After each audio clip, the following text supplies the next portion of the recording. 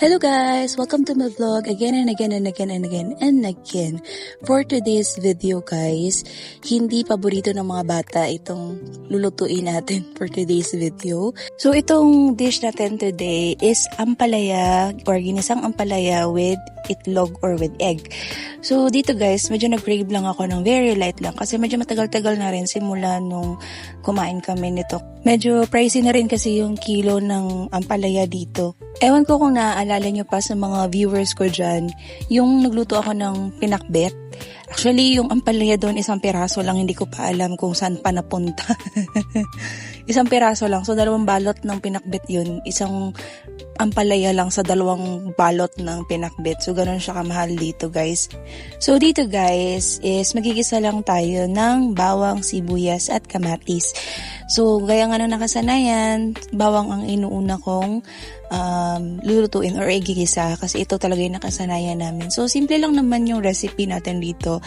Ang akin kasi dito guys is isang buong ampalaya lang, tapos isang itlog at kamatis, sibuyas, bawang, paminta at asin. Yan lang guys. Sobrang simple lang. Actually ito, niluluto naman talaga siya usually pag almusal. Pero ito kasi since tanghali na and gusto rin namin magulay-gulay kasi lately medyo nagkakarni-karni kami at isda. So magulay naman tayo guys.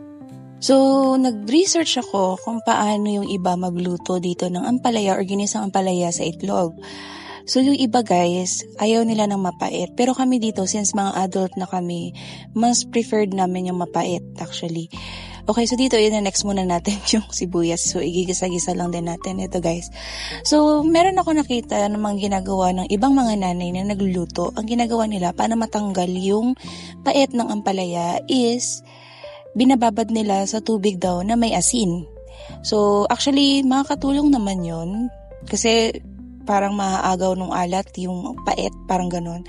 So, meron namang iba na sabi nila, para daw hindi po mait yung ampalaya habang niluluto or pag magluluto ka ng ampalaya, para daw hindi po mait is kailangan daw nakangiti. Ang pangit naman, diba guys? Imagine din mo, ikaw lang mag-isa habang nagluluto ka nakangiti ka, sige nga. Diba, para kang baliw.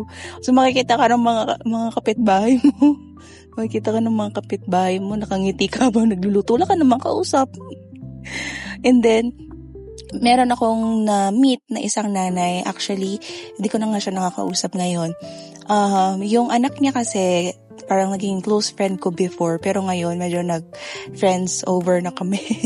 So, ang sabi niya sa akin, para daw mapakain niya yung mga anak niya ng ampalaya is, kapag magigisa daw siya ng ampalaya with itlog, ang ginagawa niya daw, nilalagyan niya daw ng asukal para tumamis. So, hindi ko rin alam guys kung kayo, depende sa inyo kung ano yung gusto ninyong sundin, kung anong gusto ninyong gawin. Para lang hindi na pumait yung ampalaya at makain na ng mga chikitings ninyo. Sa mga mamshis dyan, ano yung technique na ginagawa ninyo? Binababad nyo ba sa tubig na may asin? Nakangiti ba dapat habang nagluluto or naglalagay ng asukal?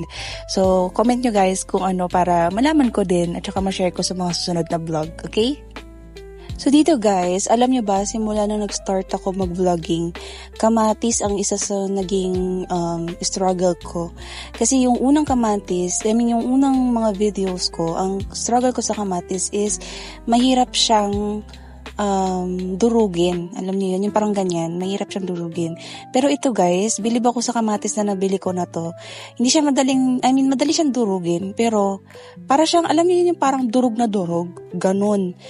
Hindi mo na makikita, actually hindi na to nakita nung natapos or naluto na yung ampalaya. Pero hindi ko alam, nasip-sip niya yung mantika, na parang, kumbaga sa parang nag-choke siya, parang ganun. Ganun yung style ng kamatis na to. Hindi ko rin alam. Talagang iba-iba talaga yung variety ng mga kamatis. Pero itong kamatis na to, hindi siya, for me hindi siya maganda. Kasi ito yung parang ma-choke nga. Anong tawag doon? Yung parang mabuhangin, kumbaga, kapag kinain mo ng hilaw. So, makikita nyo naman, durog na durog siya. So, after natin durugin yan, is ilalagay na natin yung ating ampalaya. So, ito guys, isang buong ampalaya lang nilagay ko kasi for sure, 3 lang naman or 2 lang kaming kakain dito mamaya. And yung kapatid ko hindi rin mahilig sa ganitong klase ng pagkain or ganitong gulay. Hindi niya to trip. Ito isang buo lang, pero ito pwede na tong kasya na to for good for 3 to 4 person na itong ganitong dami ng ampalaya. Actually, may mga sabi-sabi din na kapag nagluluto daw ng ampalaya is wag daw hahaluin ng aahaluin dahil papait daw. Hindi ko alam, ba't ang daming pamahiin pagdating sa pagluluto ng ampalaya? So dito guys, naglagay lang ako ng paminta, ng asin. So depende yan sa inyo kung gaano kadami yung ilalagay ninyo. At saka dito nag-add ako dito ng mantika kasi nga guys, ginigisa ko to. Wala na siyang mantika kasi nga yung kamatis, nisip-sip niya na lahat ng mantika. So dito guys, hindi naman ako nag-hesitate na halu-haluin siya kasi for me kung pumait man to okay lang. Meron itong variety kasi na to, yung ganitong usually na binibili rin ni mama. Hindi siya mapait. Kasi yung kulay nito, yung parang light green pa.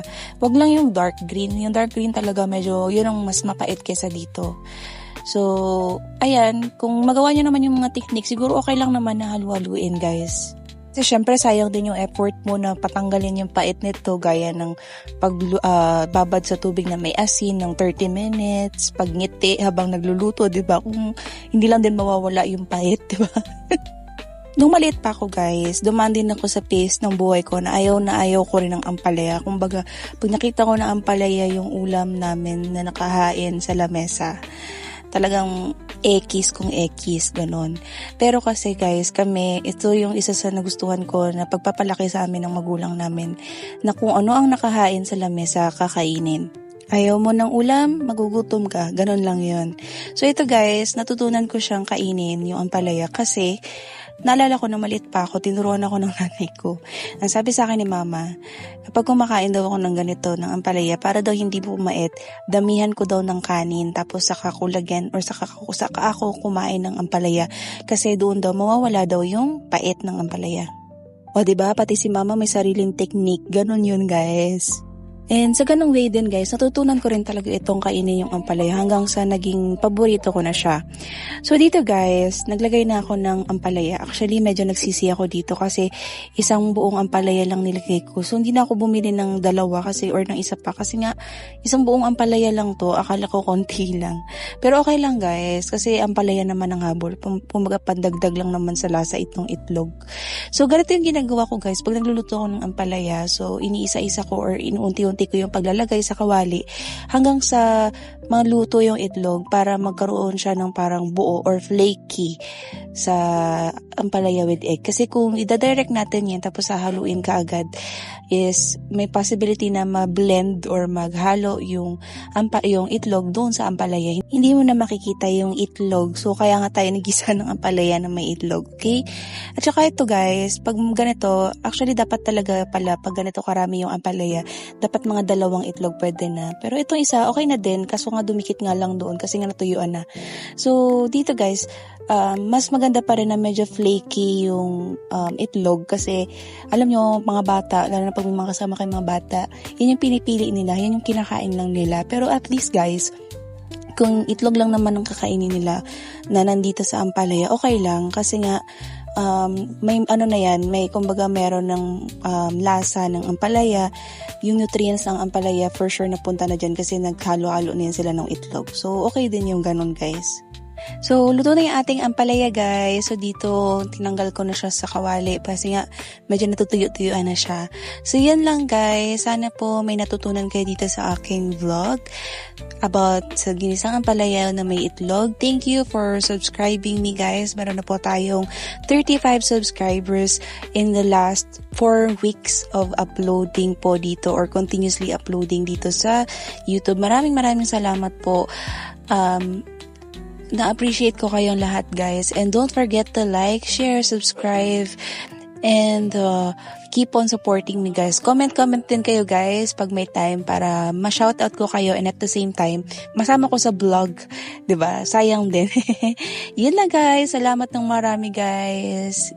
Bye. Kain po tayo.